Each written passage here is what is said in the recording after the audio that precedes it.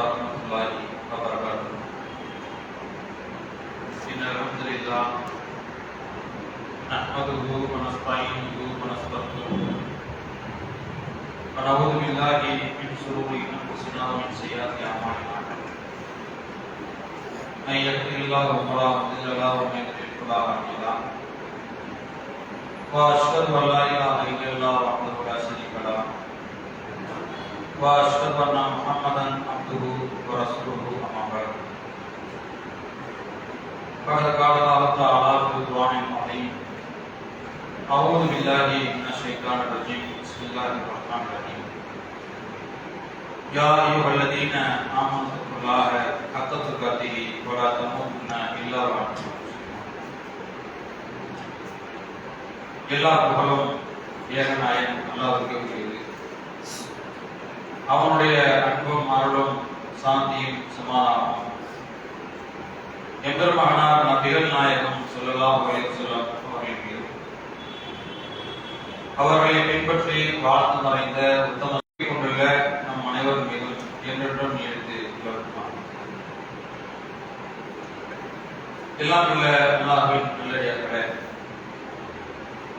அல்லாஹ்வுடைய அளப்பெரும் கருணையினால் ரமலான் மாத நோன்புகளை நோற்று அதனுடைய இரவுகளில் அதிகமான வணக்கங்களை செய்து இபாதத்துகளை செய்து அந்த இபாதத்துக்கள் மூலமாக கிடைக்கின்ற நன்மையின் மூலமாக அல்லாஹ்வின் அன்பை பெற்றவர்களாக சுவனத்திலே நுழைய வேண்டும் என்கின்ற உயர்ந்த உன்னதமான நோக்கத்தில் நாம் எல்லாம் இங்கே வந்திருக்கிறோம். எந்த நோக்கத்திற்காக நாம் உருவாக்கப்பட்டோமோ அதற்கு உண்டான கூலியினை அல்லாஹ் ரப்பல் ஆலமீன் நம் எல்லோருக்கும் முழுமையாக தன் அருள் புரிவானாக என்கின்ற பிரார்த்தனையோடு எனது இந்த உரையை நான் செய்கிறேன். அன்பிற்கினிய சகோதர சகோதரிகளே, ஒரு அற்புதமான இஸ்லாம் என்ற மார்க்கத்திலே அல்லாஹ் ரப்பல் ஆலமீன் நம்ம எல்லோரையும் ஒன்றிணைக்க செய்திருக்கிறான். இஸ்லாம் நமக்கு கிடைத்திருப்பது, நமக்கு கிடைக்கப்பட்டிருக்கக்கூடிய பாக்கியங்களிலேயே மிகப்பெரிய உன்னதமான ஒரு பாக்கியம். உலகத்திலே எத்தனையோ கோடி நபர்கள் இருக்கிறார்கள். 800 கோடிக்கும் அதிகமான மக்கள் இருக்கிறாங்க. உலகத்தினுடைய கடவுள் கொள்கையை எடுத்து பார்க்கின்ற பொழுது ஏராளமான கடவுள் கொள்கைகள், கோட்பாடுகள் இருப்பதை நாம் பார்க்கிறோம். இஸ்லாம் அல்லாத மார்க்கங்களையோ கொள்கை கோட்பாடுகளையோ பார்க்கின்ற பொழுது அதில் இஸ்லாம் கற்றுத்தந்திருக்கக்கூடிய, இஸ்லாம் சொல்லக்கூடிய அளவுக்கு வழிமுறைகளும் தனி மனித ஒழுக்கங்களும், இறைவன் என்றால் யார் என்று சொல்லக்கூடிய செய்திகளும், இஸ்லாம் சொல்லக்கூடிய அளவுக்கு நன்மையான காரியங்களும் உலகத்தில் எந்த ஒரு மதங்களிலோ மார்க்கங்களிலோ சொல்லப்படவில்லை. பல்வேறு மார்க்கங்களுடைய வணக்க வழிபாடுகளை நீங்கள் பார்க்கின்ற பொழுது ஒரு கேலிக்கூத்தான ஒரு நிலையில் தான் நாம் பார்க்க முடிகிறது. கண்டதும் கடவுள் கொண்டதும் கொள்கை என்கின்ற ஒரு நிலைப்பாட்டிலே பல்வேறு மக்கள் தன்னுடைய மதத்தினுடைய கோட்பாடாக வணக்க வழிபாடாக எடுத்துக்கொள்ளக்கூடிய அல்லாஹ் ரப்பல் ஆலமீன் நமக்கு இந்த இஸ்லாம் என்ற மார்க்கத்தை அறிவுபூர்வமான ஒரு மார்க்கத்திலே நம்மை இணைக்க செய்திருப்பது அல்லாஹ் நமக்கு வழங்கியிருக்கக்கூடிய மிகப்பெரிய ஒரு பாக்கியங்களில் ஒன்று. அதற்கு அல்லாஹ்வுக்கு நாம் அதிகமாகவும் நன்றி செலுத்த வேண்டும். இப்படி 800 கோடிக்கும் அதிகமான நபர்கள் வாழக்கூடிய உலகத்திலே இஸ்லாமிய மார்க்கத்தை தன்னுடைய வாழ்வியலாக ஏற்றுக்கொண்ட மக்களை நீங்கள் எடுத்து பார்த்தீர்களே ஆனால் அதுல குறிப்பிட்ட சில மக்கள் தான் இல்லையா? அந்த இஸ்லாம் என்ற மார்க்கத்திலே மார்க்கம் சொல்லக்கூடிய கட்டளைகளை, பேணுதல்களை எதை செய்தால் நன்மை, எதை செய்தால் சொர்க்கம் செல்ல முடியும் என்கின்ற சிந்தனைகளுக்கு உள்ளே வந்திருக்கக்கூடிய மக்களை எடுத்து பார்த்தீங்கன்னு சொன்னா, இஸ்லாம் என்ற வட்டத்திற்குள்ளே அதுல ஒரு குறுகிய வட்டம் உள்ளவர்கள் தான் இந்த இஸ்லாம் என்று சொல்லக்கூடிய இந்த வாழ்க்கை தத்துவத்தை சரியாக ஃபாலோ பண்ணக்கூடிய தௌஹீத்வாதிகள் எத்தனையோ பேர் இருக்காங்கல்ல. முஸ்லிம்களை பொறுத்த வரைக்கும் உலகளாவிய பறந்து விரிந்த எத்தனையோ கோடிக்கணக்கான முஸ்லிம்கள் இருக்கிறாங்க. ஆனால் எல்லோருடைய வணக்க வழிபாடுகளும் எல்லோரும் செய்யக்கூடிய விவாதங்களும் அமல்களும் ஒரே மாதிரி இருந்தா அப்படின்னு சொன்னா கிடையாது. ஒரு தொழுகை முறை எடுத்து பார்த்தீங்கன்னு சொன்னா அதுல நிறைய வித்தியாசங்கள். ஒருத்தர் வரலாற்றாரு, ஒருத்தர் வரலாற்று. ஒரு நோன்பை எடுத்துக்கொண்டீர்களேயானால் பஜருடைய பாங்கு வரைக்கும் சகர் செய்யக்கூடிய ஒரு கூட்டம், சகருடைய பாங்குக்கு ஒரு 4 மணி நேரத்துக்கு முன்னாடியே நியத்து வச்சிடணும் என்று சொல்லக்கூடிய ஒரு கூட்டம். இப்படி எல்லாம் பார்க்கும் பொழுது வணக்க வழிபாட்டுடைய விஷயங்கள் நிறைய மாறுது. அவர்கள் ஏற்றுக்கொண்ட மார்க்கம் அது ஒட்டுமொத்த எல்லாம் எடுத்து பார்க்கும்போது இஸ்லாமை தான் என்ன ஃபாலோ பண்றதா சொல்றாங்க. இப்ப எது சரி அப்படின்னு பார்க்கும் பொழுது திருமறை புராணம் ஆதாரபூர்வமான நபிமொழிகளும் நமக்கு எதை மார்க்கம் என்று போதிக்கிறதோ அதுதான் மார்க்கம் என்று நாம் செயல்படுத்தக்கூடியவைகளுக்கு தான் நன்மை. அப்ப இந்த இஸ்லாம் என்ற வட்டத்திற்குள்ளே தௌஹீத் என்ற இந்த கொள்கை கோட்பாடை அல்லாஹ் நமக்கு வழங்கி இருப்பது அதை விட மிகப்பெரிய ஒரு பாக்கியங்களே ஒன்று. அப்ப இப்படிப்பட்ட மார்க்கத்துல நமக்கு மறுமையிலே சோனம் செல்ல வேண்டும் என்று சொன்னால் உலகத்தில் நன்மைகளை சம்பாதிக்கணும். நன்மை இல்லாதவனுக்கு சோனம் இல்லை. அப்ப நன்மையின் அடிப்படையிலே தான் சோனத்துக்கு செல்ல முடியும். ஒருத்தன் அல்லாஹ்வை மட்டும் கரெக்டா நம்புறான், அதுல உறுதியா இருக்கிறான், அவனை படுக்க போட்டு 2 துண்டுகளாக பிளந்தாலும் கூட அல்லாஹ் மீது கொண்ட ஈமானை நம்மள விடல. ஆனா அவனுக்கு நன்மை இருக்குதா? நன்மை கிடையாது.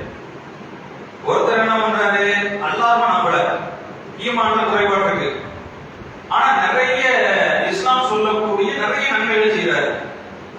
தான தர்மம் செய்யறாரு, மக்களிடத்துல கனிவா பேசுறாரு, அவரால் இருந்த உதவிகளை செய்யறாரு, இப்படி நன்மையான காரியங்களை நிறைய செய்யறாரு.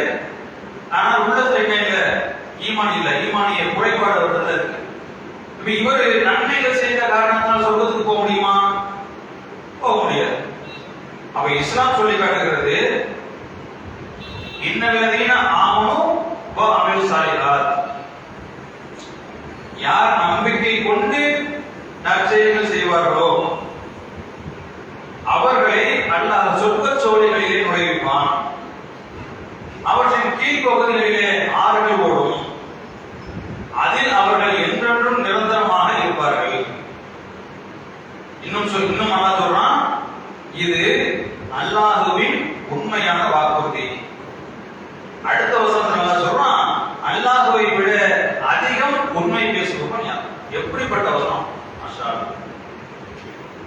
யார் நம்பிக்கை கொண்டு நல்ல செயல்கள் செய்கிறார்களோ, நம்பிக்கையும் வேணும், அல்லாஹ்வை உறுதியா நம்பணும், தொழுகவும் செய்யணும், அல்லாஹ்வை உறுதியா நம்பணும், தான தர்மம் செய்யணும், அல்லாஹ்வை உறுதியா நம்பணும், நோன்பும் வைக்கணும்.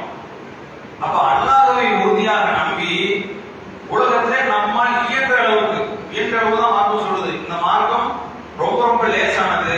இன்னொரு இடத்துல சொல்றோம், ரொம்ப லேசான ஒரு மார்க்கம், போட்டு ரொம்ப சிரமப்பட்டு அப்படியெல்லாம் கிடையாது. இயன்ற அளவுக்கு தொடர்ச்சியா செஞ்சுக்கிட்டே இருக்கு நன்மைகளை அப்படின்னு சொல்லி இயன்ற அளவுக்கு நன்மையை செய்கிறது. அவர் நம்பிக்கையும் வேணும், நல்ல அமல்களும் வேணும். இந்த ரெண்டும் சரியாக அமைந்து விட்டால் அவர் என்ன அல்லாஹ்வுடைய உண்மையான வாக்குறுதி. இப்ப நம்பிக்கையும் சரியா இருந்து நற்செயல்களையும் ஒருவர் சரியாக இருப்பாரையானால் அல்லாஹ் அவர்களை கண்டிப்பாக சோனத்தில் பிரவேசிப்பான் அப்படின்னு சொல்லிட்டு அடுத்த பண்றான், அந்த சொர்க்கத்திற்கு கீழ்ப்பகுதியில் ஆறுகள் ஓடும். எதுக்காக இதுதான் சொல்றான்? நம்பிக்கை கொண்டு நல்ல வேலை செய்தால் உனக்கு சொர்க்கம் சொல்லி நிப்பாட்ட வேண்டியதானே. கீழே என்ன சொல்றான், அதில் கீழ்ப்பகுதியில் ஆறுகள் ஓடும், அதில் அவர்கள் என்றென்றும் நிரந்தரமாக இருப்பார்கள். நமக்கு அந்த சொர்க்கத்தை பற்றிய ஒரு நல்லமல் செய்தால் சொர்க்கம் அப்படின்னு சொல்லிட்டு நிப்பாட்டாம, நீ அப்படி நம்பிக்கை கொண்டு நல்லமல் செய்து நீ சொர்க்கத்துக்கு போனா அந்த சொர்க்கம் என்று எப்படி இருக்கும்? அதன் கீழ்ப்பகுதியில் ஆறுகள், அப்படியே ஆறுகள் ஓடும் சொன்னோன்னே நம்ம மைண்ட்ல ஆறு ஓடும். அது என்னென்று நினைத்திருப்பார்கள். அப்ப அது இன்பம் தான் அப்படின்னு சொல்லி அல்லாஹ் நமக்கு அந்த சொர்க்கத்தின் மீதான ஒரு ஆசையோடு இந்த ரெண்டு விஷயத்தையும் சொல்றான். உலகத்துல எப்படித்தானே, உலகத்துல நம்ம வேலை பார்க்கிறோம், நீ வேலை பார்த்தா இந்த கூலி உனக்கு உண்டு அப்படின்னு சொன்னா நம்ம வேலை செய்வோம். நீ வேலை பார்த்துட்டு உனக்கு கூலி தான் கிடையாது அப்படின்னு சொன்னா வேலை பார்ப்போம். யாராவது வாங்க உலகத்துல வாங்கினு பழத்தை நோண்டு, புளிய நோண்டு, பிரியாணி செய்யி, எனக்கு மூட்டையை தூக்கு, வியாபாரத்தை பண்ணி கொடு. ஆனா பிரதிபலன் ஒண்ணுமே கிடையாது அப்படின்னா எவனும் வேலைக்கு போக மாட்டான். வேலை செஞ்சா உனக்கு காசு கிடைக்கும், வேலை செஞ்சா உனக்கு பரிசு கிடைக்கும். அந்த பரிசை எதிர்பார்த்தவனால தான் அந்த வேலையை செய்ய போறான். அப்ப அல்லாஹ் இங்க என்ன பேச வைக்கிறான்? நீங்க உலகத்துல அல்லாஹ்வை ஈமான் கொண்டு நான் சொன்ன சில கட்டளைகளை செயல்முறைப்படுத்தி ஒன்றால் இயன்ற அளவுக்கு நன்மைகள் செய்யும் பொழுது அல்லாஹ் நாளை மறுமையிலே அதுக்கு மிகப்பெரிய ஒரு வெகுமதியை வச்சிருக்கான். இது வந்து சும்மா சொல்லல. அல்லாஹ் என்ன சொல்றான்? இது அல்லாஹ்வின் உண்மையான வாக்குறுதி. கண்டிப்பா சத்தியமா உண்மையா சொர்க்கத்தை கொடுப்பேன் நல்லா சொல்றான். அதையும் சொல்லிட்டு அல்லாஹ்வை விட யார் அதிகமா உண்மை பேச முடியும்? எப்படிப்பட்ட வசனம்? அல்லாஹ்வை விட அதிகம் உண்மை பேசுவோம் யார்? திருமறை குர்ஆனுடைய 4வது அத்தியாயத்தினுடைய 122வது வசனம் எடுத்து படிச்சு பாருங்க. அப்ப சோனத்துக்கு செல்வதற்கு நம்பிக்கையும் வேணும், நல்ல அமல்களும் வேணும் அப்படிங்கிறத நாம் புரிஞ்சுக்கணும்.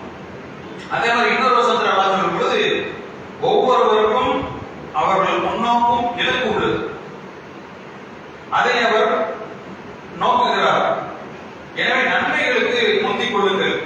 நீங்கள் எங்கே இருந்தாலும் உங்கள் அனைவரையும் அல்லாஹ் ரப்பல் ஆலமீன் கொண்டு வருவான். அல்லாஹ் அனைத்து பொருட்களின் மீதும் பேராற்றல் உடையவன். நிறைய விஷயங்களை நாம செய்யணும் அப்படின்னு நினைப்போம். முன்னோக்கும் விலக்கு உள்ளது. ஒரு பள்ளிக்கூடத்தில் படிக்கக்கூடிய பையனை நீங்க கேட்டு பார்த்தீங்கன்னு சொன்னா அவனுடைய இலக்கு எது? பல பேர் பல கருத்துக்கள் சொல்லுவாங்க. டாக்டர் ஆகணும் அப்படிமா, சில பசங்க இன்ஜினியர் ஆகணும் அப்படிமா, போலீஸ் ஆகணும், வக்கீல் ஆகணும், ஜட்ஜ் ஆகணும், பிளைட் ஓடக்கூடிய ஆகணும், விமானி ஆகணும் அப்படின்னு சொல்லி பல பேர் பலருடைய இலக்குகளை என்னவாங்க சொல்லுவாங்க. அதை நோக்கி பயணிப்பாங்க. ஆனா என்ன சொல்றான்? ஒவ்வொருவருக்கும் முன்னோக்கும் இலக்கு உள்ளது. அந்த இலக்கை நம்ம எப்படி வச்சுக்கணும் அப்படின்னு சொன்னா நன்மையை வளர்க்காமலேயே நிறைய பேர் சொல்றாங்க. அஸ்ஸலாமு அலைக்கும், அஸ்ஸலாமு அலைக்கும், இது ஒரு மந்திரம் ஆரம்பிக்கிறாங்க, சொல்லிட்டு போறாங்க. அஸ்ஸலாமு அலைக்கும், இது நன்மை, நன்மை இருக்குதா அப்படிங்கிறது கூட பல பேருக்கு தெரியல. ஒரு முஸ்லிமை பார்த்தா சலாம் சொல்லணும் கூட அப்படின்ட்டு அஸ்ஸலாமு அலைக்கும், அஸ்ஸலாமு அலைக்கும் சொல்லுவாங்க. அஸ்ஸலாமு அலைக்கும் என்ன அர்த்தம்? அதுக்கு என்ன பொருள்? உங்கள் மீது அல்லாஹ்வுடைய அன்பும் அருளும் உண்டாகட்டும், சாந்தியும் சமாதானம் உண்டாகட்டும். ஒரு முஸ்லிமை பார்க்கும் பொழுது இன்னொரு முஸ்லிம் என்ன பண்றாரு? அஸ்ஸலாமு அலைக்கும் வரஹ்மத்துல்லாஹி அவருக்காக பிரார்த்தனை செய்கிறார். எப்படிப்பட்ட மார்க்கம்? உடனே அவர் என்ன சொல்றாரு? வா அலைக்கும் ஸலாம் வரஹ்மத்துல்லாஹி, உனக்கும் அல்லாஹ்வுடைய அன்பும் அருளும் நேசமும் பாசமும் கிடைக்கட்டும். ஒரு முஸ்லிமை சந்திக்கும் பொழுது ரெண்டு பேரும் அல்லாஹ்வை நினைக்கக்கூடிய ஒரு சந்தர்ப்பத்தில் ஈடுபடுறாங்க. ரெண்டு பேரும் பிரார்த்தனை மாறி மாறி. எப்படிப்பட்ட ஒரு மார்க்கம்? இந்த ஒரு செயல் வேறு மதங்கள்ல வேறு மார்க்கங்கள்ல இருக்கிறத பார்க்க முடியுது நம்மளால. அப்ப இப்படி அஸ்ஸலாமு அலைக்கும் வரஹ்மத்துல்லாஹி வபரகாத்துஹு நாம சொல்றதுக்கு சும்மா கிடையாது. இதுக்கு மார்க்கம் நமக்கு நன்மையை பதிவு. வலதுபுறத்துல ஒரு மலக்கு இருக்கிறார். அவரு யார் யாருக்கெல்லாம் சலாம் சொல்றாங்களோ நன்மையை கொடுத்துட்டே இருப்பார். அதில் கூட பாருங்க, ஒவ்வொரு சலாத்தினுடைய அந்த ஒவ்வொரு முறைகளுக்கும் ஒவ்வொரு மாதிரி நன்மை.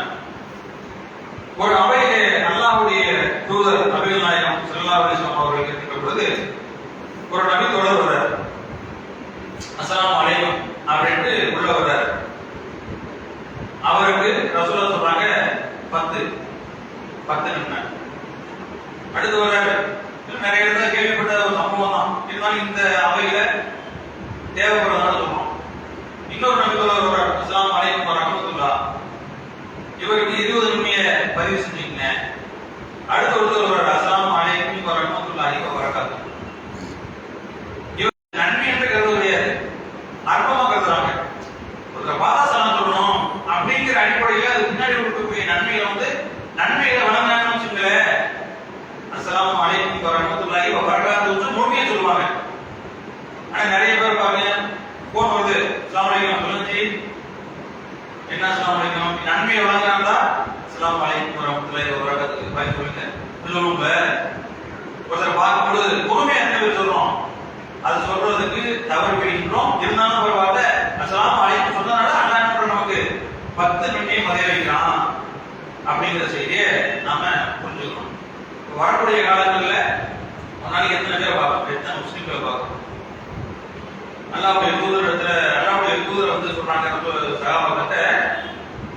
சஹாபாக்கள் கேட்கிறாங்க, இஸ்லாத்திலே சிறந்தது எது அப்படின்னு சொல்லி சஹாபாக்கள் எல்லாரோட கேட்கும் பொழுது எல்லாரோட சொல்றாங்க, இஸ்லாத்துல சிறந்தது அறிந்தவருக்கும் அறியாதவருக்கும் சலாத்தை சொல்வது. நிறைய விஷயங்கள் வருது, அதுல ஒரு பாயிண்டா அறிந்தவருக்கும் அறியாதவருக்கும் சலாத்தை சொல்லுங்கள் அப்படின்னு எல்லாரோட சொல்றாங்க. இப்ப நம்ம ஒரு நாளைக்கு எத்தனை முஸ்லிம்களை பார்க்கிறோம், ஒவ்வொரு துறையிலும் நிறைய பேர் பார்க்கிறோம், வெளியே போகும்போது நிறைய பேர் பார்க்கிறோம், வியாபார நிலையத்தில் நிறைய பேர் பார்க்கிறோம். எத்தனை பேருக்கு நம்ம சலா சொல்றோம்? நமக்கு யார் தெரியுமோ அவருக்கு மட்டும் தான் சலா சொல்றோம். நம்முடைய ஃப்ரெண்டு, நம்முடைய அக்கா, நம்முடைய அம்மா, நம்முடைய சொந்தக்காரங்க, நம்முடைய வாடிக்கையாளர்கள், இவர்களுக்கு தான் நம்ம பண்றோம் சலா சொல்றோம். எல்லா முஸ்லிம்களுக்கும் சொல்றோமா அப்படின்னா கிடையாது. அப்ப எத்தனை பேர் நம்ம மிஸ் பண்றோமோ அத்தனை நன்மைகள் நம்ம இழக்கிறோம். ஒரு நாளைக்கு 100 பேர் பாக்குறீங்க, நீங்க 50 பேருக்கு சலாம் சொல்லிருக்கீங்க, மீது 50 பேர் பார்த்தோம் நீங்க சலாம் சொல்லல. அப்ப 50 பேர் இடத்துல இருந்து வரக்கூடிய நன்மையை நம்ம இழந்துருவோம் இல்லையா? அப்ப ரசூலுல்லாஹ் என்ன சொல்றாங்க, அறிந்தவருக்கும் அறியாதவருக்கும், உனக்கு தெரிஞ்சவரா இருந்தாலும் சரி தெரியாதவரும் தான் சரி. ஒரு ஊர்ல இருந்து இன்னொரு ஊருக்கு போறீங்க, அங்க யாருமே தெரியாது, தொப்பி போட்டு பாய் வராரு, அஸ்ஸலாமு அலைக்கும் பாய், நன்மை தானே எடுத்து போறதுன்னு அதை அலட்சியம் காட்டுறதால பெரும்பான்மையான நபர்கள் தெரிஞ்சவர்களுக்கு மட்டும்தான் சலாம் சொல்லக்கூடிய ஒரு சூழல் இருக்கு. அந்த மாதிரி தான் மாத்திரணும், அறிந்தவருக்கும் அறியாதவருக்கும் நம்மால் எல்லோருக்கும் சலாம் சொல்லணும். சலாத்தின் மூலமா நமக்கு நாம நன்மையை பெற்றுக்கொள்ள வேண்டும். இது ஒரு விஷயம். அடுத்து ஒரு பாதையை போறோம், அல்லாஹ்வுடைய தூதர் சொன்னாங்க, ஒரு மனிதன் பாதையில் நடந்து செல்லும் பொழுது அந்த பாதையில் மக்களுக்கு இடையூறு தரக்கூடிய ஒரு பொருள், அந்த பொருளை ஒரு தடவை அகற்றி போடுகிறார். அவரின் இந்த நல்ல செயலை அல்லாஹ் ஏற்றுக்கொண்டு அவருக்கு பாவம் வைக்கிறார். செய்யக்கூடிய சிறிய சிறிய பாவங்களை அல்லாஹ் நமக்கு மன்னிக்கிறான் அப்படின்னு சொல்லி அல்லாஹ்வுடைய தூதர் அவர்கள் சொல்லக்கூடிய காட்சியை பார்க்கிறோம். மக்களுக்கு இடையூறு தரக்கூடிய பொருட்களை அகற்றுவது தர்மம் செய்த நன்மை பெற்றுத்தரும்.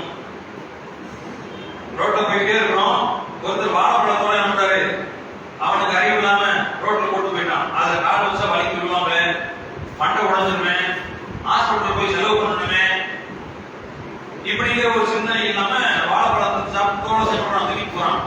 நம்ம போற கூட என்ன பண்றோம், அதால ஓரமா தூக்கிட்டு போறோம்.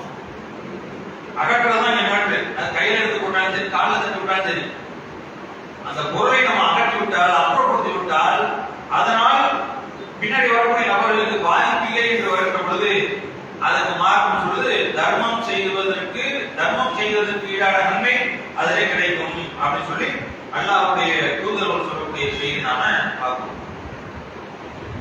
அதே மாதிரி உங்களால் இயன்ற அளவுக்கு நல்ல வார்த்தைகள் பேசணும். நல்ல வார்த்தைகள் பேசுவது தர்மம், மார்க்கம் சொல்லுது. எத்தனையோ பல பேரை பார்க்கணும், நம்முடைய ஃப்ரெண்ட்ஸ் சர்க்கிள் வந்துச்சுன்னு சொன்னா அங்கே நல்ல வார்த்தைகளுக்கு இடம் கிடையாது. அடுத்தவனை பத்தி பேசுறது, வாயில வந்தா ஏதாவது அசிங்கமான அவசரமான வார்த்தைகளை பேசுவது, அடுத்தவர்களை கேலி செய்வது, நக்கல் செய்வது, சினிமாவுடைய கதைகளை பேசுவது, இப்படி பல்வேறு மார்க்கம் அனுமதிக்காத தடை செய்த பல்வேறு விஷயங்கள் பேசுறோம். மார்க்கம் என்ன சொல்லுது, நல்ல விஷயத்தை பேசினாலே அது உனக்கு தர்மம். எத்தனை பேர் இப்படி நல்ல விஷயங்களை பேசி நம்முடைய நண்பர்களிடத்துல, நம்முடைய நட்பு வட்டாரங்களே வச்சுக்கணும். நல்ல நண்பர்களுடைய நட்பு வட்டாரத்திலே இருக்க வேண்டும். தீய நண்பர் நம்மிடத்தை நட்பு வைத்துக் கொள்கின்ற பொழுது அவருக்கு நாம் நல்ல விஷயங்களை சொல்ல வேண்டும். நல்ல காரியங்களை அவர்களுக்கு எடுத்துச் சொல்ல வேண்டும். அப்படி நல்ல வார்த்தைகளை பேசுவது தர்மம். நம்முடைய தாய் தந்தையிடத்துல நல்ல வார்த்தையை பேசியிருக்கிறோமா? நம்முடைய தாய் தந்தை வீட்டுல வயசானவங்க இருப்பாங்க, நம்முடைய தாத்தா பாட்டி நனிமா ஐயா இப்படி நிறைய பேர் இருப்பாங்க. தர்மம் என்று விளங்கிய ஒரு முஸ்லிமும் நல்ல வார்த்தையா பேசுவோம். நாம் வாயை தோன்றாலே மார்க்கம் எனக்கு இன்னொன்று நன்மையை பதிவு செய்கிறது சொன்னால் முடிஞ்ச அளவுக்கு நாம் நன்மை செய்வோம். அதே மாதிரி நிறைய நோயாளிகளுக்கு நிறைய ஒரு பள்ளிவாசலாம் பார்த்தீங்கன்னா சில பேர் வந்து சில பள்ளிவாசல்கள்ல இந்த மாதிரி துரிதம் வந்து அறிவிப்பு செய்வாங்க. என்ன அறிவிப்பு? இந்த மாதிரி ஹார்ட் பேஷண்ட் அது மருத்துவமனையில ஒரு செலவாகுது, உங்களால் என்ற ஒரு பொருளாதார உதவி கொடுங்க அப்படின்னு செய்யும் பொழுது அப்படின்னு அவர் அறிவிக்கும் போது நம்மளால இயன்ற அளவுக்கு பொருளாதாரத்தை கொடுக்கணும். ஆனா நம்ம என்ன நினைக்கிறோம்? 10 ரூபா கொடுத்தா அது சரி வராது அப்படின்னு நம்ம நினைக்கிறோம். இந்த 10 ரூபா கொடுக்கறது 5 ரூபா கொடுக்கறது நம்ம என்ன பண்றோம்? அற்பமாக நினைக்கிறோம். ஆனா அல்லாஹ்வுடைய தூதர் சொல்றாங்க, பேரிச்சம்பழத்தினுடைய ஒரு சிறிய பகுதியை கொடுத்தாவது நீங்க என்ன பண்ணுங்க, நரகத்திலிருந்து உங்களை நீங்க காத்துக்க முடியும். நம்ம 1 ரூபா கொடுக்கறது 10 ரூபா கொடுக்கறது அதை நம்ம ரொம்ப அற்பமா நினைக்கிறோம். அல்லாஹ்வுடைய தூதர் நாம் எதை அற்பமாக நினைக்கிறோமோ அதை சொல்றாங்க. பேரிச்சம்பழத்தினுடைய ஒரு துண்டை, பேரிச்சம்பழத்தினுடைய துண்டுக்கு என்ன மதிப்பு இருக்குது? ஒரு பேரிச்சம்பழத்துக்கு மதிப்பு கிடையாது. ஒரு பேரிச்சம்பழத்துல ஒரு பாதி அல்லது ஒரு கால்வாசி இதை கொடுத்தாலும் நீங்க நரகத்திலிருந்து பாதுகாத்துக் கொள்ளுங்கள். அந்த காலத்துல சொல்லப்பட்ட செய்தி. இந்த காலத்துல நீங்க 1 ரூபா கூட 1 ரூபா தரம் கொடுத்து கூட நீங்க என்ன பண்ணீங்க, நரகத்திலிருந்து பாதுகாத்துக் கொள்ளுங்கள், கஞ்சனா இருக்காத அப்படின்னு சொல்லி மார்க் சொல்லக்கூடிய காட்சியை பார்க்கும். எத்தனையோ பல செய்திகளை பார்க்கும். வாட்ஸ்அப் பேஸ்புக் எல்லாம் பார்க்கும் பொழுது நிறைய செய்திகள் இந்த மாதிரி உதவிகள் கோரி இந்த மாதிரி உடம்பு சரியில்லை, உங்களால் கொஞ்சம் டொனேஷன் கொடுங்க, ஒரு பள்ளிவாசல் கட்டுறதுக்காக முயற்சி எடுத்து இருக்கிறோம், அதுக்கு முன்னாடி முடிஞ்ச டொனேஷன் பண்ணுங்க அப்படின்னு சொல்லி நிறைய செய்திகளை வாட்ஸ்அப் மூலமாகவும் பேஸ்புக் மூலமாகவும் என்ன பண்றோம், பார்க்கிறோம். இப்ப பார்க்கக்கூடிய நாம நம்ம மனசை என்ன நினைக்கிறோம் அப்படின்னு சொன்னா, குறைஞ்சது ஒரு 500 ரூபாயாவது போடணும் அப்படின்னு நம்ம நினைக்கிறோம். 500 ரூபாய் போட்டாதான் தருமா? 500 ரூபாய் போட்டாதான் நமக்கு நன்மை கொடுப்பான்னு சொல்லி எதுவும் நல்லா விதிச்சு சொல்றானா? அப்படி கிடையாது. பாக்குறீங்க, உங்க மொபைல் ஜிபேல 10 ரூபாய் தான் இருக்கு, முடிஞ்சா 10 ரூபாய் போடுங்க. நன்மை நம்ம பக்கத்துல இந்த நேரத்தில் நம்ம என்ன பண்ணணும் சொன்ன என்ன நினைக்கணும் அப்படின்னா, அந்த நன்மையான காரியங்களில் நாம் பங்கெடுத்து விட்டோம் என்கின்ற ஒரு மன திருப்தி நமக்கு கிடைக்கும். அது ஒரு போட்டா கொடுப்பாங்க, அக்கௌண்ட் நம்பர் போட்டிருப்பாங்க. ஏங்க 1 ரூபாய் பண்ணுங்க. பள்ளிவாசலுடைய வகைக்காக நிறைய செய்திகளை பார்க்கிறோம், உதவி செய்ய சொல்லி நீங்க அந்த ஸ்கேனை என்ன பண்ணீங்க, அந்த ஸ்கேனை வந்து ஜிபேல நீங்க அப்லோட் பண்ணி நீங்க 1 ரூபாய் கொடுங்க. அந்த செய்தி எத்தனை லட்சம் பேர் பார்ப்பாங்க? வேலை உள்ள பார்ப்பாங்க, உள்ள பார்ப்பாங்க. நீங்க 1 ரூபாய் போடுறீங்க. இந்த மாதிரி உலகத்தில் இருக்கக்கூடிய எல்லா முஸ்லீமும் ஒரு பள்ளிவாசல் அமைவதற்காக வேண்டி ஒரு ரூபாய் போடுறாங்கன்னா, நான் 1 ரூபாய் போறேன், 1 ரூபாய் போறேன் பெரிய மட்டும் இல்ல. இந்த மாதிரி எல்லா முஸ்லிம்களும் அல்லாஹ்வுடைய ஆலயம் வேணும் அப்படின்னு 1 ரூபாய் போறாங்க. எத்தனை கோடி பேர் இருக்கிறாங்க? அழகா ஒரு பள்ளிவாசல் கட்ட முடியுமா இல்லையா? அந்த பள்ளிவாசலை அமைப்பதற்கு என்னுடைய 1 ரூபாய் எனக்கு பங்களிப்பு அளிச்சு அல்ல நன்மை தரவானியா? லட்சம் பேர் சொல்லுவாங்க, கோடி பேர் சொல்லுவாங்க. நம்ம மரணத்துக்கு பிறகும் அந்த பள்ளிவாசல் கொடுத்துட்டே இருப்பாங்க. நான் போட்டது என்னது? 1000 ரூபாயோ 5000 ரூபாயோ 50,000 லட்சம் கிடையாது. 1 ரூபாய் போட்டேன். 1 ரூபாய் போட்டாலும் அவர்கள் தொழுவதில் இருந்து நமக்கு நன்மைகள் வந்து சேர்த்துறாங்க. அப்போ 1 ரூபாய் நம்ம அற்பமா நினைக்கிறோம், அற்பமா நினைக்கக்கூடாது. மார்க்கம் என்ன சொல்லுது? ஒரு துண்டு பேரிச்சம்பழத்தினுடைய ஒரு துண்டை கொடுத்தாவது நரகத்திலிருந்து நீ காத்துக்கொள்ளு. நரகத்திலிருந்து காப்பதற்கு தான் நீங்க உட்கார்ந்துருக்கிறோம். நரகத்திலிருந்து தப்பிப்பதற்கு, நரகத்தினுடைய அவலமையில் இருந்து தண்ணி தற்காத்துக் கொள்வதற்காக தானே இந்த நைட்ல 12 மணிக்கு 1 மணிக்கு வந்து உட்கார்ந்துருக்கிறோம். வேற எதுக்கு? அப்ப எந்த ஒரு காரியங்களையும் நாம் அற்பமாக நினைத்து விடக் கூடாது அப்படிங்கிறத நாம் நினைக்கிறோம். அதே மாதிரி நிறைய பேர் பார்க்கிறோம், 2 பேரும் முசாஃபா பண்ணி கை கொடுத்து சலாத்தை பரிமாறிக்கொண்டு அவர்கள் அந்த சபையை விட்டு நகரும் பொழுது, விடைபெறும் பொழுது இன்ஷாஅல்லாஹ் துஆ செய்யுமா, எத்தனை பேர் பார்க்குற எல்லாரும் அப்படி சொல்றாங்க. அது ஒரு வாரம் பார்க்காத ஒரு நபரை பார்க்கும்பொழுது தமிழ்லாம் இல்லாமல் துவா செய்யலாம். துவா செய்யறோம். நம்ம எத்தனை பேர் பார்க்கிறோம், துவா செய்ய சொல்றாங்க, துவா செய்யறோம், அவங்க துவா செய்யறோமா? துவா செய்ய பெரும்பாலும் தான் உண்மை. நம்முடைய தேவையை நம்ம அல்லாஹ்விடத்தை கேட்கறதுக்கு நமக்கு டைம் இல்லை. இது அடுத்தவங்க துவா செய்யணுமா? எத்தனை பேருக்கு தொழுகை முடிச்சுட்டு உட்கார்ந்து அல்லாஹ்விடத்தை கையெழுதி பிரார்த்தனை செய்யறோம். நம்முடைய தேவைகளை நாம கேட்கறதுக்கே நமக்கு டைம் இல்லை. அப்போ ஒருத்தர் பார்க்கிறாரு, பேசுறாரு, துவா செய்ய அப்படின்னு சொல்லிட்டு போனா நம்ம துவா செய்யலாம்? துவா செய்ய முடியாது. ஆனா துவா செய்யணும். ஒரு இன்னொரு மனிதருக்காக வேண்டி நாம் துவா செய்கின்ற பொழுது அல்லாஹ்வுடைய தூதர் சொன்னாங்க, ஒரு மனிதன் தன்னுடைய சகோதரனுக்காக மறைவில் துவா செய்தால் உனக்கும் அவ்வாறே இன்ஷால்லா செய்து. அப்ப நம்ம வார்த்தைனா சொல்றோம், செயல் மூலமா காமிக்கிறது. அப்ப என்ன பண்ணணும் அப்படின்னு சொன்னா, ஒருத்தர் துவா செய்ய சொன்னால் உடனே ஸ்பாட்ல துவா செஞ்சுருங்க. துவா செய்யறன்னு சொல்லி கேட்டா மறந்துடுவீங்க, துவா செய்ய அந்த சிந்தனையே வராது. பேர் பாக்குறீங்க, பேசுறீங்க, துவா செய்யுங்கன்னு சொன்னா உடனே அந்த செகண்டே அவருடைய அழகான ஆசை, அவருடைய சிரமங்கள் உடனே ஸ்பாட்டே அந்த இடத்துல துவா செஞ்சோம்னு சொன்னா நமக்காக வானவர்கள் துவா செய்வார்கள். நாம் நம்முடைய சகோதரனுக்காக துவா செய்கின்ற பொழுது நமக்காக வானவர்கள் துவா செய்வார்கள் என்று அல்லாஹ்வுடைய தூதர் சொல்றாங்க. இதையெல்லாம் ரொம்ப அற்பமாக நினைக்கிறோம். இது மாதிரியான காரியங்கள் நம்முடைய வாழ்க்கையில பல பேரிடத்துல காணப்படுறதே கிடையாது. அற்பமாக கருத்துறது ஒண்ணு, ரெண்டாவது நம்முடைய வாழ்க்கையில் இது மாதிரியான விஷயங்கள்லாம் இருக்குது அப்படின்னு சொன்னா கிடையாது. குறிப்பிட்ட சில நபர்களை தவிர பெரும்பான்மையான மக்கள் அதை கடைபிடிக்கிறது கிடையாது. அப்ப நம்ம இந்த சின்ன சின்ன விஷயங்கள் மூலமாக நான் நன்மைகளை சேமிக்கும் பொழுது நமக்கெல்லாம் நான் வறுமையில் நம்முடைய நன்மையினுடைய தக்க இடப்படுவாங்கல்ல. அப்ப இதெல்லாம் நாங்க நிற்கும். எந்தெந்த விஷயத்தையும் நான் அப்பமாக இருந்தோமோ, சின்ன சின்ன நினைச்சோமோ, சிறுதுளி தான் நீ பெருவடும். சின்ன சின்னதா சேர்த்துட்டு வரும்போது அங்கே நம்முடைய வெயிட்ல நம்ம இடையில அப்படி கொஞ்சமா சேர்த்துட்டே வரும். அப்ப அல்லாஹ் சொல்றாங்க, யாருடைய நன்மையினுடைய தட்டு கடந்ததோ இந்த சின்ன சின்னதெல்லாம் நம்ம செய்யும் பொழுது அங்கே கடந்துடும். இப்ப பாவத்துக்கு வேலை இல்லை, பாவம் கம்மியாயிரும், நன்மை அதிகமாயிரும். அதனால சொல்லிட்டு நம்ம போய் முடியாதா? இது எல்லாத்தையும் நம்ம என்ன பண்றோம்? இழந்து கொண்டே வருகின்றோம். அதே மாதிரி அல்லாஹ்வை நினைவு கூறக்கூடிய விஷயம், அல்லாஹ்வை அனுதினமும் நினைக்க வேண்டும். நான் அன்றையும் லோகர்ல பஜ்ர்ல அல்லாஹ் நினைக்கிறேன், லோகர்ல, அசர்ல, மகரிப்ல, இஷாவுல நான் டெய்லி அல்லாஹ் நினைக்கிறேன். அது ஓகே, அது மட்டும் போதுமா நமக்கு? அவ்வளவு பெரிய பெர்ஃபெக்டான ஆட்கள் சொன்னா இந்த விஷயத்தை வைத்துக் கொண்டு இந்த பரவான அமல்களை வைத்துக் கொண்டே நம்ம சொந்தத்துக்கு போய்விட முடியுமா? அதே நிறைய ஓட்டம் இருக்கு. வரலான அமல்களிலே நிறைய குறைபாடுகள் இருக்குது. எத்தனை பேர் சரியா தொழுகிறோம் அப்படின்னு சொன்னா அது நம்ம குறைபாடு தான். சில ஃபங்க்ஷன் வந்து சொன்னா தொழ மாட்டோம், ஒரு மீட்டிங் வைக்கிறோம் தொழ மாட்டோம், ஒரு பிரயாணம் போறோம் அப்புறம் தொழுகலாம், சேர்த்து தொழுகலாம்னு அந்த தொழுகையை நம்ம விட்டுறோம். இப்ப சரியான விஷயத்திலேயே நம்ம சரியா இல்லை.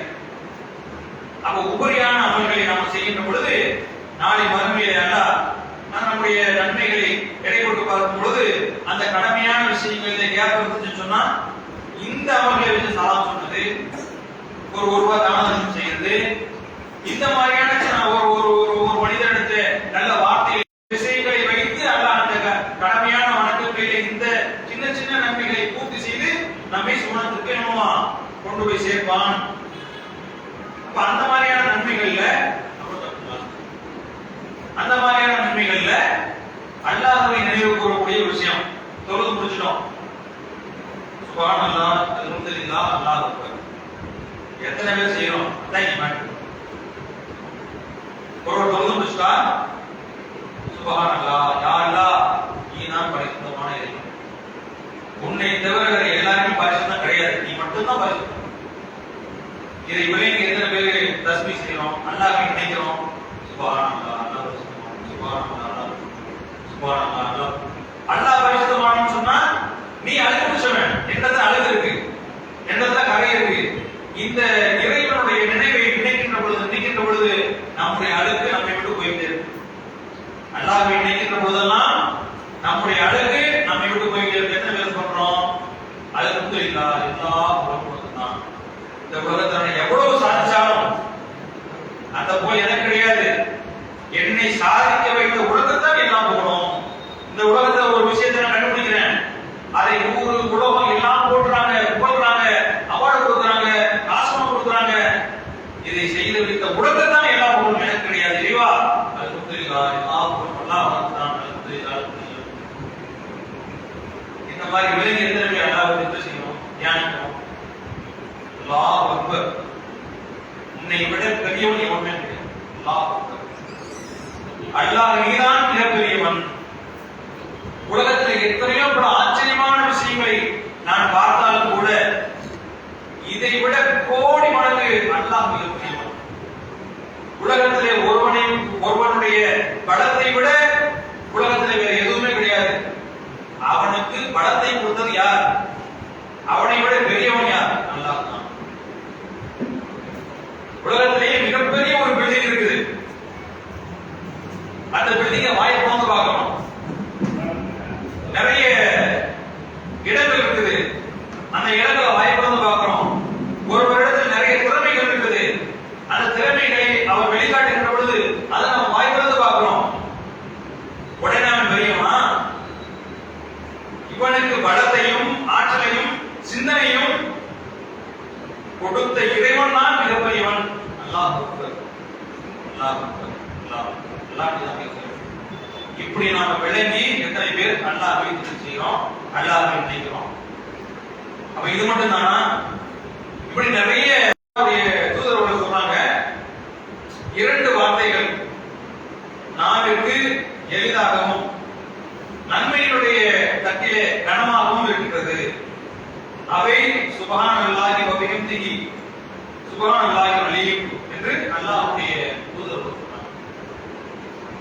நம்ம இப்படி நிறைய விஷயங்கள் ஒவ்வொரு செஞ்சு வரோம். ஒது செஞ்சுட்டு வரும் பொழுது அல்லாஹ் நினைக்கக்கூடிய வாசகங்களை நமக்கு மார்க்கம் சொல்லுது. ஒது செஞ்சுட்டு வரணும் சொன்னா என்ன சொல்லணும்? அது எத்தனை கிழமை சொல்றோம்? அது ஒரு பாத்ரூம் போறோம். பாத்ரூம் போகும்போது அங்கே அல்லாஹ்வை நினைக்கணும். பாத்ரூம் போகலையா? கேட்ட போது என்ன பண்ண சொல்லணும்? அல்லாஹ் இங்கே அவதிக்க அங்கே இருந்து வெளியில வரோம். ஒரு தூங்க போறோம், ஒரு சாப்பிட போறோம், தூங்கி எந்திரிக்கிறோம், சாப்பிட்டு முடிக்கிறோம், படியில இருந்து கீழே இருக்கிறோம், படியில இருந்து மேலே ஏறுறோம். எவ்வளவு விஷயம், எவ்வளவு நன்மை! 24 மணி நேரத்துல எவ்வளவு நன்மை நம்ம சம்பாதிக்கலாம். எல்லா இடங்களிலும் அல்லாஹ்வுடைய நினைவு, அல்லாஹ்வுடைய திக்ர். எல்லாத்துக்கும் சும்மா மந்த மாதிரி சொல்லிட்டு எல்லாம் சொல்றானா? நீங்க சொன்னா அல்லாஹ்வை நினைத்தால் அல்லாஹ் எல்லாத்தையும் நன்மை கொடுக்கிறான், ஏராளமான நன்மை. அப்படி எடுத்து பார்க்கும்போது கடமை என்பது நல்லா கொஞ்சம், கடமை என்பது நீங்கள் விரும்பினாலும் விரும்பாவிட்டாலும், உங்கள் மனம் ஏற்றுக்கொண்டாலும் ஏற்றுக்கொள்ளாவிட்டாலும், சிரமம் இருந்தாலும் சிரமம் இல்லாவிட்டாலும் செஞ்சுதான் அவன் கட்டாய கடமை. கடமைனா அதுல மாற்று கருத்தை சொல்லக்கூடாது. அது இல்லாத இந்த உபரியான அமல்கள் விரும்பினா செய்யலாம், ஆனா செய்யறவாங்கிறத நீ மேட்ரு. விரும்பினா செய்யலாம், எவ்வளவோ இதெல்லாம் சொல்றதுக்கு நமக்கு நாவுக்கு ரொம்ப கடினமான விஷயமா. சுப்ஹானல்லாஹ் சொல்றது, அல்ஹம்துலில்லாஹ் சொல்றது, அல்லாஹ் அக்பர் சொல்றது, இது ஒவ்வொரு காரியங்களுக்கும் மார்க்கம் இந்த வார்த்தையை சொல்லு. ஒரு ஆச்சரியமான விஷயத்தை சொல்ற, மாஷா அல்லாஹ், அல்ஹம்துலில்லாஹ், அல்லாஹ் அக்பர், ஒவ்வொரு விஷயங்களை பார்க்கும்போது இப்படி சொல்லுன்னு சொல்லி மார்க்கம் சொல்வது, அதை நம்ம சொல்றதுக்கு நம்முடைய வாய் வலிக்குமா? அதை சொன்னா நமக்கு நிறைய நன்மைகள். அல்லாஹ்வுடைய தூதர் சொல்றாங்கல்ல, யார் அல்லாஹ்வை நினைக்கிறாரோ, அல்லாஹ்வின் பாதையில் நடக்கிறாரோ, அல்லாஹ்வை நெருங்க முயற்சிக்கிறாரோ, என்னை நோக்கி ஒரு அடியான் அவன் ஒரு ஸ்டெப் எடுத்து வைக்கும் பொழுது, ஒரு ஜான் எடுத்து வைக்கும் பொழுது, நான் ஒரு குளம் எடுத்து வைக்கிறேன் என் அடியானை நோக்கி. என் அடியான் என்னை நோக்கி ஒரு ஸ்டெப் நடந்து வந்தா நான் ஓடி வருகிறேன். இப்படி சொல்லக்கூடிய மார்க்கம். அப்ப நம்முடைய ஒவ்வொரு வாழ்க்கையிலும் இது மாதிரி அல்லாஹ்வை நினைத்து ஸ்பீடா அல்லாஹ் நம்மை நெருங்குகிறான். அப்ப இது மாதிரியான ஒவ்வொருயான அமல்கள் அலட்சியமாக கருதக்கூடிய இந்த நன்மைகள் எல்லாம் விடுகின்ற பொழுது அல்லாஹ்வை நம்ம நினைக்க தவறுகிறோம். அப்ப இது மாதிரி நிறைய விஷயங்கள் மார்க்கம் நமக்கு சொல்லக்கூடிய காட்சியமா நம்மளால பார்க்க முடிகிறது. இப்ப இந்த மாதிரியான அமல்கள் எல்லாம் நாம நம்முடைய வாழ்க்கையில இதுக்கு முன்னாடி காலங்கள்ல சும்மா இருக்கீங்களா, வாயை அசைப்பட்டுட்டே இருக்கு. அசைப்படும்னா எதற்கு சொல்லல, அல்லாஹ்வை நினைத்து அல்லாஹ்வுடைய புகழக்கூடிய வார்த்தைகளை அப்படி அசைப்பட்டுட்டே இருக்குல்ல, நமக்கு நன்மை அப்படி வந்துட்டே இருக்கும். ஒரு Facebookல ஒரு வீடியோ அப்லோட் பண்ணோம்னு சொன்னா அதோடைய லைக், அதோடைய கமெண்ட்ஸ் அப்படியே 5, 7, 10, 100, 1000, லட்சம் அப்படின்னா அந்த வியூஸ் போயிட்டே இருக்குது. அது மாதிரி நீங்கள் முணுமுணுக்கு உங்களுக்கு அங்கே வியூஸ் போயிட்டே இருக்கும், நன்மை ஏறிட்டே இருக்கும். 5K, 10K, 1000K, லட்சம், 1 மில்லியன் அப்படிலாம் போகுதா இல்லையா? உங்களுக்கு 1 மில்லியன் வந்துட்டே இருக்கும். அப்ப அதையெல்லாம் நினைக்கிறோமா, அல்லாஹ்வை புகழ்றோமா, அல்லாஹ் சொல்லக்கூடிய இந்த உபரியான அமல்களை செய்வதிலே ரொம்ப குறைபாடு உள்ளவர்களாக ஒரு மனிதர் வர்றார், நம்முடைய நண்பர் வர்றார், நம்முடைய சகோதரன் வர்றான், அவனை பார்த்து புன்னகைப்பது. இது பெரும்பாலும் நமக்கு யார் தெரியுமோ, நம்மோட யார் நெருக்கமா படுறாங்களோ அவரை மட்டும் தான் பார்த்து நம்ம சிரிப்போம் இல்லையா? அஸ்ஸலாமு அலைக்கும் அப்படின்னு சொல்லி ஒரு புன்னகையோடு, மகிழ்ச்சியோடு, ஒரு சிரிப்போடு என்ன சொல்லி பார்க்கிறோம். ஏதாவது ஒருத்தர் நம்மளை கேலி செஞ்சிருப்பான், கிண்டல் வச்சிருப்பான், ஏதாவது சில நேரங்களில் ஏதாவது சொல்லியிருப்பான், அவனுக்கு நம்ம சலாமே சொல்றது கிடையாது முதல்ல. அப்ப அல்லாஹ்வுடைய தூதர் சொன்னாங்க, உன்னுடைய சகோதரனுடைய முகத்தை பார்த்து நீ சிரிப்பது உனக்கு நன்மையாகும் என்று அல்லாஹ்வுடைய தூதர் சொல்லக்கூடிய காட்சியை பார்க்கணும். இப்படி உபரியான அமல்களை எடுத்துக் கொடுக்கிற பொழுது நிறைய செய்திகள் மாற்றணும் சொல்லுது. அதுல நாம ஒரு அசால்ட்டா அலட்சியமா இருக்கிறோம். அப்படி இருக்கக்கூடாது. மார்க்கம் எதையெல்லாம் நன்மை, அல்லாஹ்வுடைய தூதர் எதையெல்லாம் நமக்கு நன்மை என்று காட்டியிருக்கிறார்களோ அதை நாம் செய்கின்ற பொழுது அதுல நிறைய பெனிஃபிட்ஸ் அவசியம். பாவத்தை மன்னிக்கிறான், அல்லாஹ் நம்மை அரவணைக்கிறான், நன்மைகளை அளித்திருக்கிறான், இதை செஞ்சா உங்களுக்கு சொர்க்கத்தை தருகிறான். அப்ப இது மாதிரியான விஷயங்களை விளங்கி இந்த மாதிரியான உபரியான அமல்களை அலட்சியம் காட்டாமல் அதில் அல்லாஹ் நன்மையை வைத்திருக்கிறான், அதன் மூலமாக நாளை மறுமையை சுவனத்தை நாம் அடைய முடியும் என்பதை விளங்கியவர்களாக அந்த உபரியான அமல்களை செய்து மகிழக்கூடிய நண்பர்